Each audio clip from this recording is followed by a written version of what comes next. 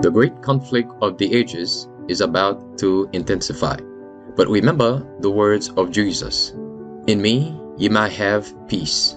In the world you shall have tribulation. But be of good cheer. I have overcome the world. Would you like to know how to exercise courage and fight the good fight of faith? Listen to this devotional. Conflicting Courage, a daily devotional by Ellen G. White. Pure in heart and life. And every man that hath his hope in him purified himself, and even as he is pure. 1 John 3 verses 3. John was a teacher of holiness, and in his letters to the church he laid down unerring rules for the conduct of Christians. He taught that the Christian must be pure in heart and life. Never should he be satisfied with an empty profession. As God is holy in his fear, so fallen man, through faith in Christ, is to be holy in his fear.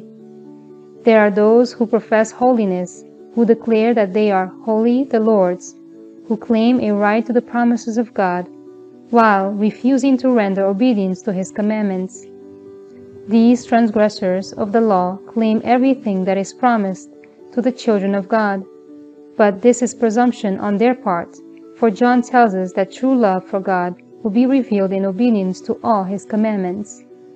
It is not enough to believe the theory of truth, to make a profession of faith in Christ. He that saith, I know him, and keepeth not his commandments, John wrote, is a liar, and the truth is not in him. John did not teach that salvation was to be earned by obedience, but that obedience was the fruit of faith and love. If we abide in Christ, if the love of God dwells in the heart, our feelings, our thoughts, our actions will be in harmony with the will of God. There are many who, though striving to obey God's commandments, have little peace or joy. This lack in their experience is the result of a failure to exercise faith. They walk as it were in a salt land, a parched wilderness. They claim little when they might claim much, for there is no limit to the promises of God. Such ones do not correctly represent the sanctification that comes through obedience to the truth. The Lord would have all his sons and daughters happy, peaceful, and obedient. Through the exercise of faith, the believer comes into possession of these blessings. Through faith, every deficiency of character may be supplied, every defilement cleansed, every fault corrected, every excellence developed.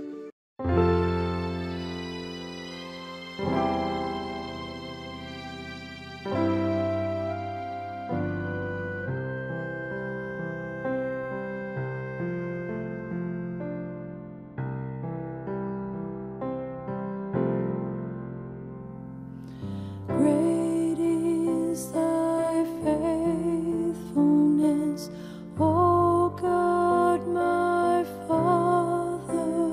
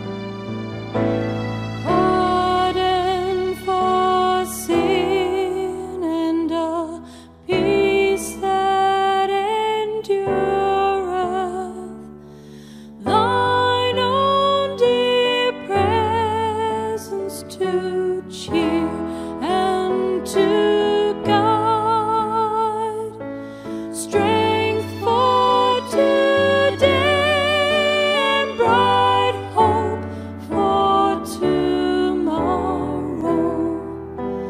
Blessings all mine with 10,000 beside.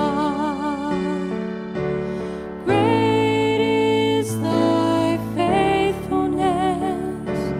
Great is thy faithfulness.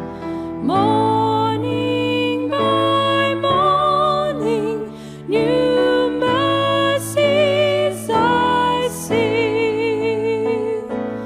All I have needed, thy hand hath provided. Great is thy faithfulness. Great is thy faithfulness. Great is thy faithfulness, Lord, unto me.